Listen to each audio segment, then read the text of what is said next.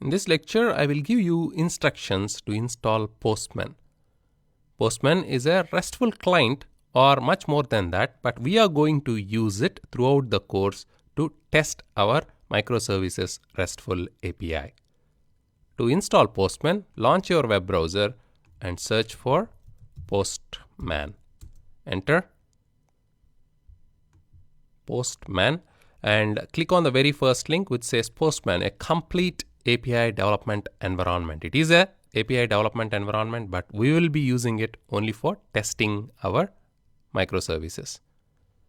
Depending on the operating system, click on the appropriate button. For Windows, you have two versions, 32-bit and 64-bit. Same for Linux.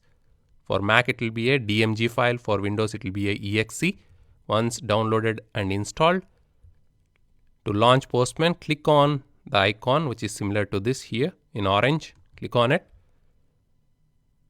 and that will launch the Postman, which we can use to test our RESTful API. It supports all the HTTP methods starting from get, post, put, patch, etc. You select a method, type in the URL, you can add headers, add JSON body, and even authorize, use basic authentication, etc., which we will be doing throughout the course.